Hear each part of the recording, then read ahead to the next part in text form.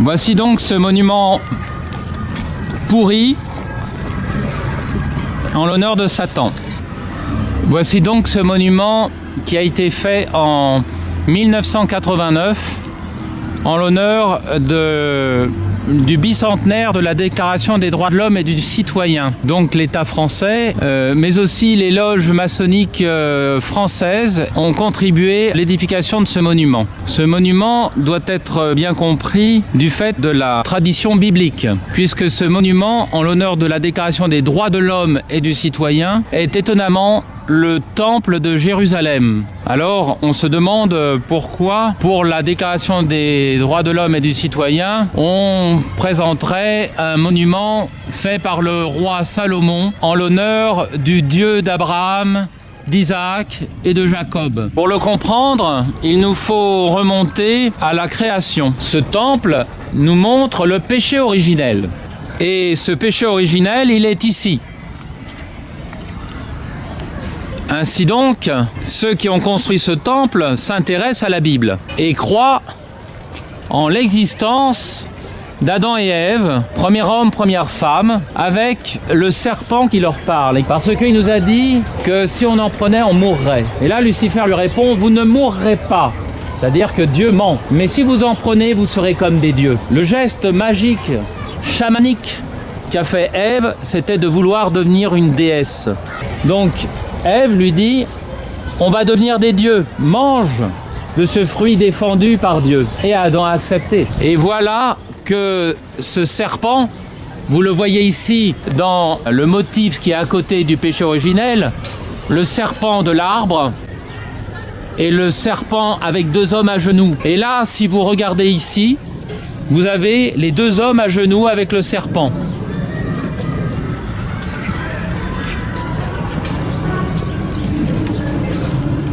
Donc, ceux qui ont fait ce monument sont fiers du péché originel et sont fiers du serpent. Ces deux hommes avec un enfant. Toutes les statues sont en prière pour vénérer, adorer Lucifer. Ou en prédication, comme ces prêtres. Ce sont de véritables prêtres qui sont ici. Voyez ici la statue de la liberté que la franc-maçonnerie avait donnée aux Américains à New York. Mais elle a 7 cornes en faisant référence aux bêtes de la mer de l'Apocalypse. Satan a persécuté l'homme pendant des siècles. Il y eut le déluge et puis ensuite il y eut la tour de Babel. 100 ans après la Révolution française, les francs-maçons ont fait construire la tour de Babel enfin terminée, qui est la tour Eiffel, pour montrer que Dieu a été vaincu par l'homme, enfin, qui peut insulter jusqu'aux cieux. 200 ans après, la franc-maçonnerie va faire ce temple.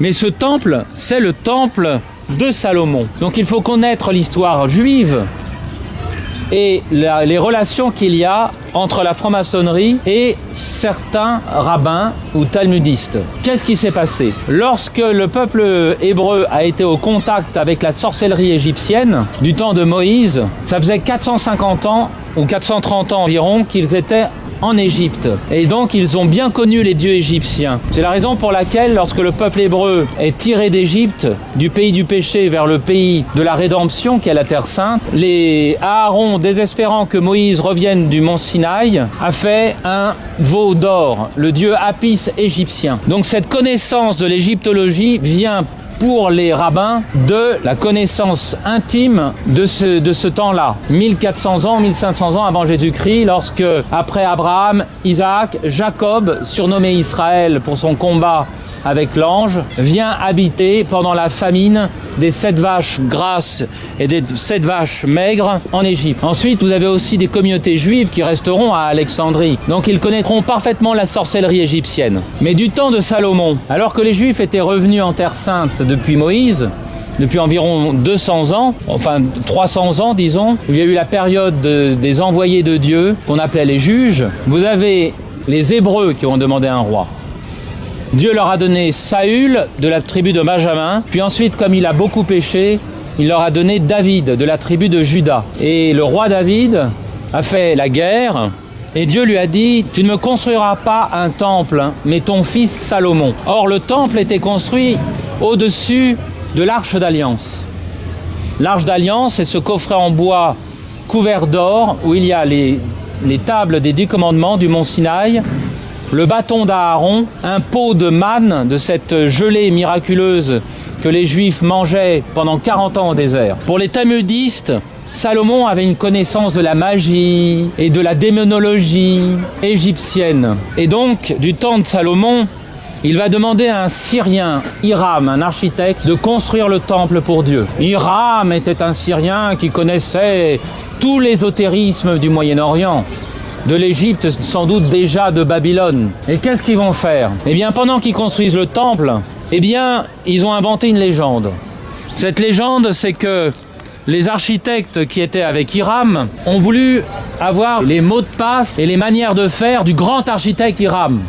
Ils étaient jaloux, alors ils l'ont cerné. Il y en a un qui lui a donné un coup de maillet sur la tête parce qu'il ne voulait pas dire les mots de passe secrets des maçons de l'époque. Ce sont les grades d'apprentis, de compagnons et de maîtres. Et ultimement, le troisième lui a donné un coup d'épée, épée flamboyante, c'est-à-dire qui tourne, ondulée, à double tranchant. Et donc depuis, il y aurait eu cet ésotérisme qui consiste à avoir des secrets de sciences architecturales, de sciences de cosmologie, des esprits, des invocations d'esprits, et cette science aurait été transmise. Et ce qu'on accorde à Salomon, et qui est même connu par les musulmans, les juifs pieux n'aiment pas cela. C'est passé au Talmud et c'est passé à la Kabbale.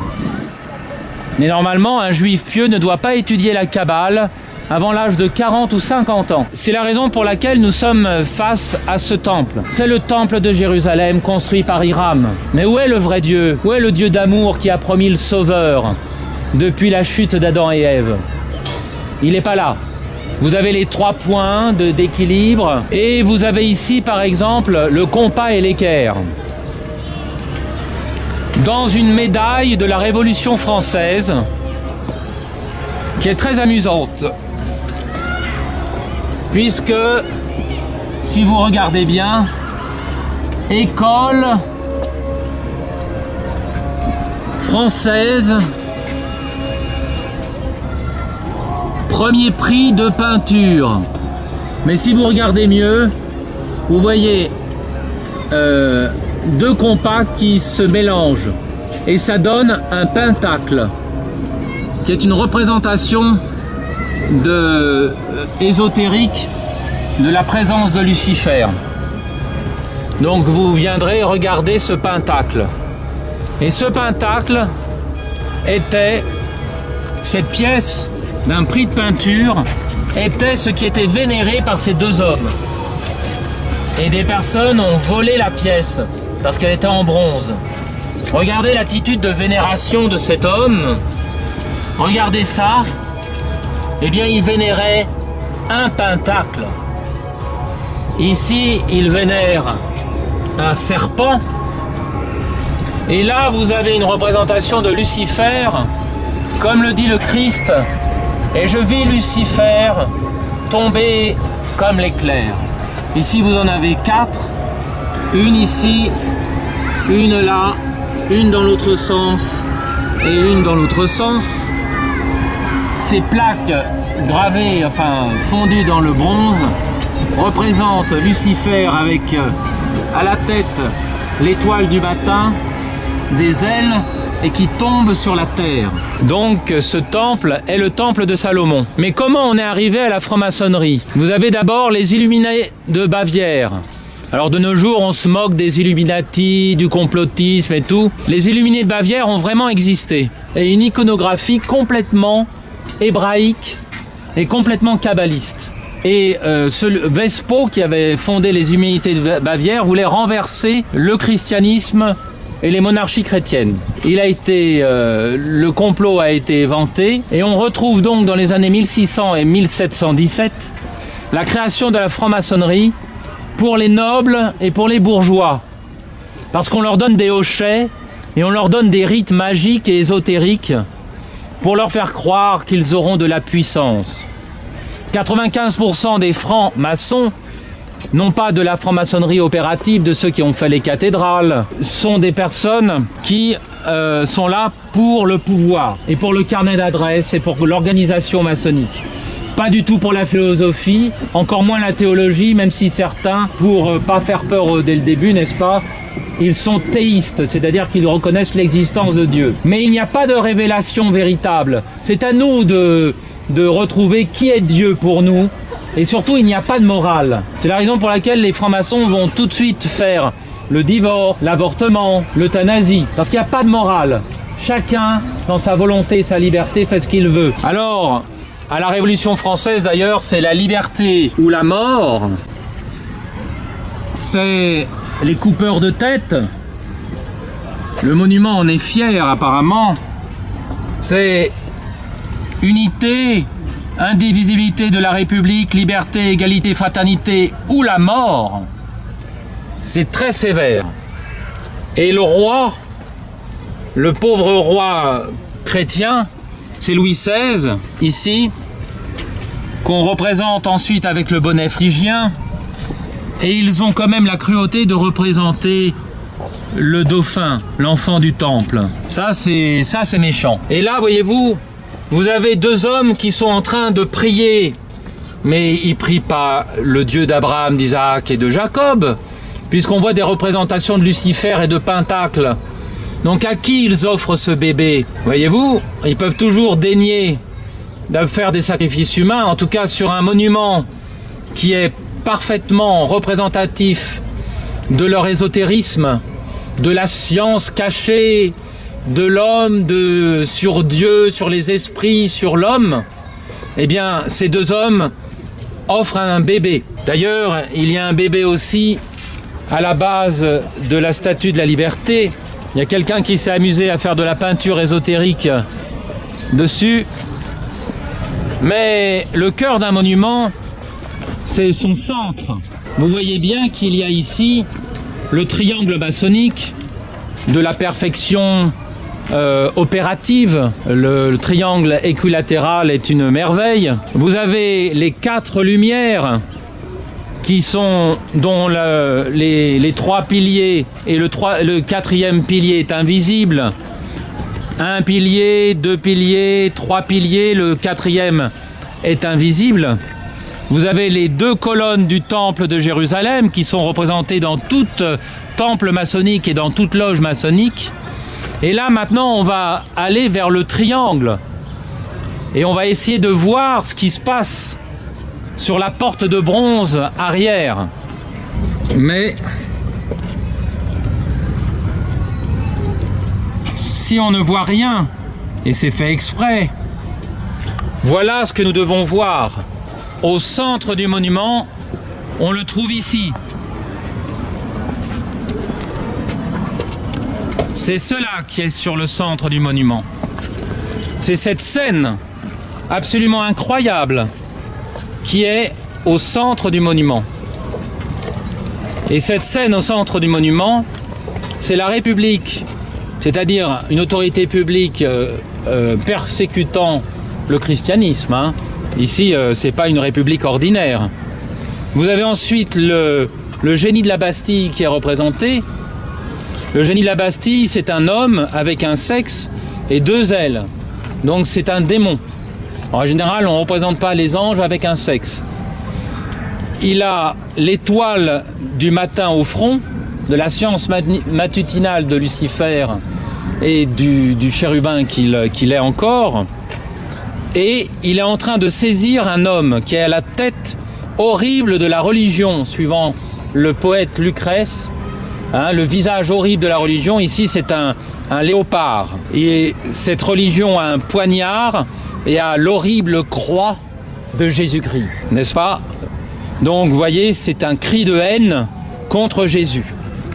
Ensuite, vous avez la royauté. Vous avez la royauté qui part. Mais la royauté ici, pas n'importe quel roi ou monarchie, mais la royauté chrétienne. Il s'enfuit avec la religion, piteusement. Mais c'est Lucifer qui chasse la religion et le roi. Cette image est au cœur du monument. D'ailleurs, en passant, vous avez Commune de Paris qui est donc une médaille de bronze particulièrement importante, parce que la Commune de Paris, on a tué les prêtres tant et plus. Vous voyez ?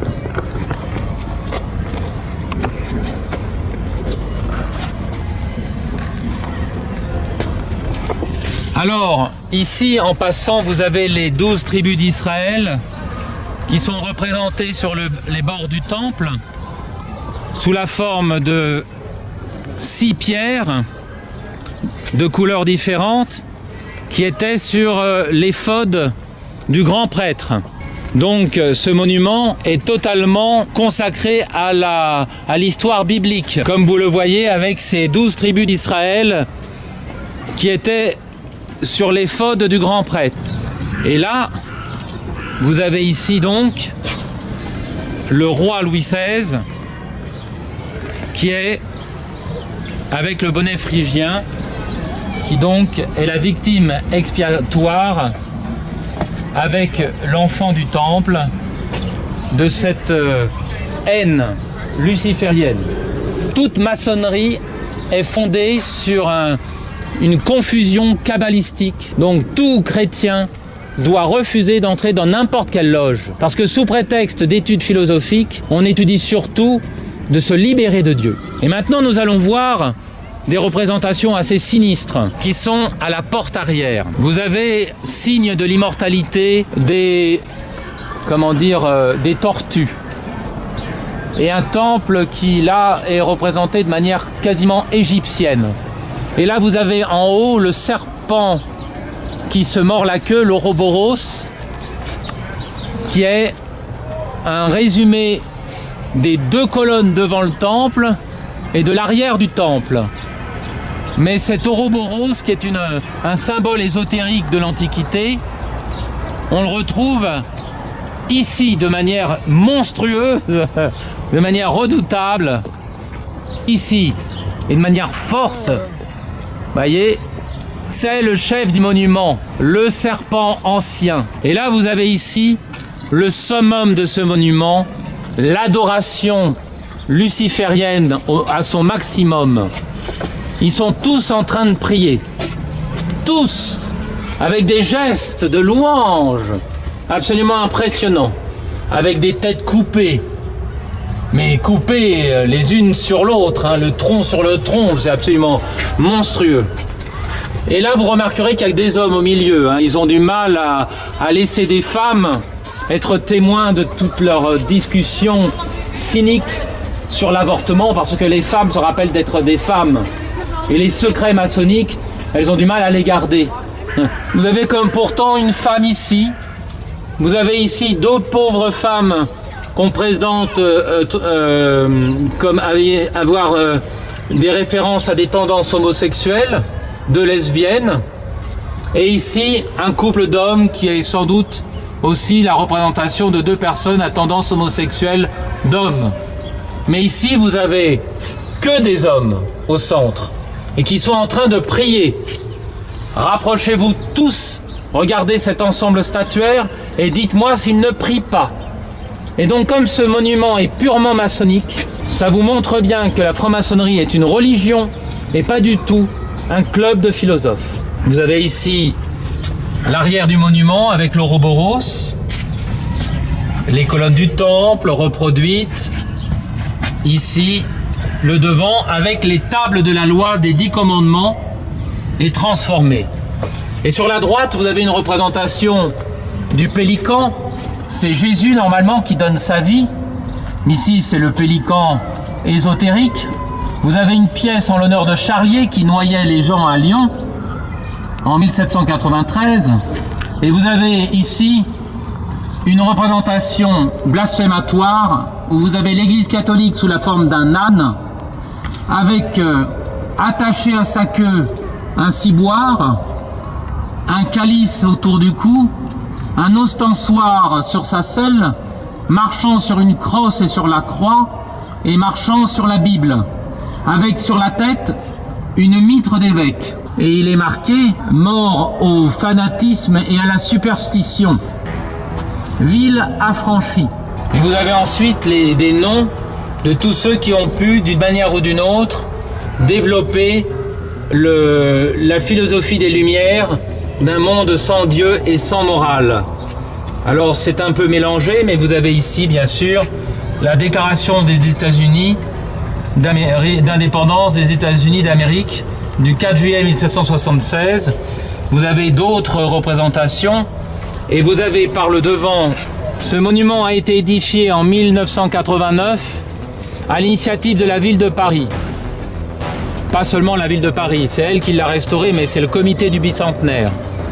Il commémore le 2e centenaire de la proclamation des droits de l'homme et du citoyen.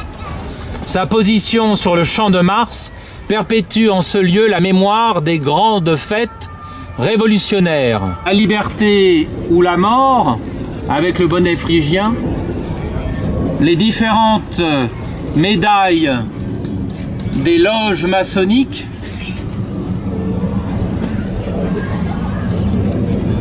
qui sont représentées ici, avec toujours cette idée, vivre libre ou mourir. Et pour terminer, je filmerai la guillotine qu'ils n'ont finalement pas manqué de représenter ici même. Vous avez Marat, bien sûr, qui est ici, mais vous avez surtout Lucifer qui tombe sur la terre en reprenant la phrase de Jésus « Et je vis Lucifer, je vis Satan tomber comme l'éclair ». Ce monument est donc consacré à Lucifer. Or, il est officiellement un monument de la franc-maçonnerie française. C'est quand même dommage que les francs-maçons honnêtes ne puissent pas se dire qu'ils ne peuvent pas être au service du prince déchu. Mais s'ils sont de la raison et contre Dieu, alors pourquoi, sur ce monument, ils sont tous en prière? Ils sont tous en prière parce qu'ils prient le prince déchu.